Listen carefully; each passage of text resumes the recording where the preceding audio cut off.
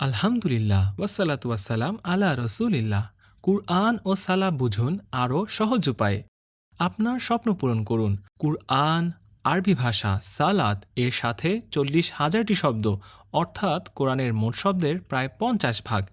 আর এই সব কিছুই শুধুমাত্র 3 মিনিটের ভিডিও সিরিজ থেকে। আমাদের এই কোর্সটি 500-এরও বেশি স্কুলে শেখানো হয়েছে। তাহলে চলুন শুরু করি আজকের লেসন 1A।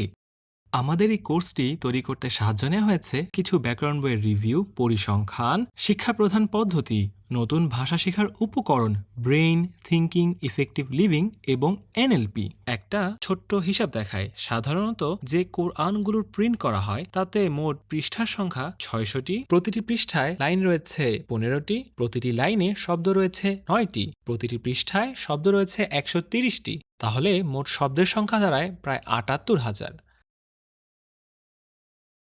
আল্লাহ সুবহানাহু ওয়া তাআলা কোরআনে বারবার আমাদের বলেছেন, আর আমি অবশ্যই কোরআনকে সহজ করে দিয়েছি বুঝে নিয়ে উপদেশ গ্রহণের জন্য। তাই এটা বোঝার জন্য আমাদেরকে চেষ্টা করতে হবে। আমরা এখানে কিছু সূরার প্রত্যেকটি শব্দ শিখব। সচরাচর যে সূরাগুলো আমরা সবাই পড়ে থাকি, যেমন সূরাতুল ফাতিহা, ওয়াল আসর, ইজা জাআ নাসরুল্লাহ, কুল ইয়া আইয়ুহাল কাফিরুন, কুল হুয়াল্লাহু আহাদ, কুল আউযু বিরাব্বিল ফালাক, কুল আউযু বিরাব্বিন নাস। এর সাথেও নামাজ সম্পর্কিত কিছু জিনিস, আজান, উজু করার দোয়া, নামাজের শুরুতে যে দোয়া পড়া হয়, রুকু এবং সুজুদের দোয়া, আল্লাহুম্মা সাল্লি আলা মুহাম্মাদ, আল্লাহুম্মা ইন্নী যালামতু নাফসি এবং রব্বানা আতিনা। আরও শিখব কিভাবে সহজে আরবি ব্যাকরণ শেখা যায় টিপিআই মেথডের মাধ্যমে। এভাবে আমরা 125টি শব্দ শিখব, যা কোরআনে প্রায় 40,000 বার এসেছে, অর্থাৎ কোরআনের মোট শব্দের প্রায় 50 ভাগ। আর এই সবকিছুই 3 মিনিটের ভিডিও সিরিজ থেকে। 60টি কোরআনের সূরা, নামাজের দোয়া, সহজ আরবি ব্যাকরণ। এছাড়াও আপনি শিখতে পারবেন বুঝে কোরআন তেলাওয়াত করা এবং সেটা নিয়ে চিন্তা করতে শেখা, কিভাবে এই সূরাগুলো আমাদের জীবনে প্রয়োগ করতে পারি, 1000টি আরবি ডায়ালগ। এ সব কিছুই মোট 7 ঘন্টার ভিডিও থেকে।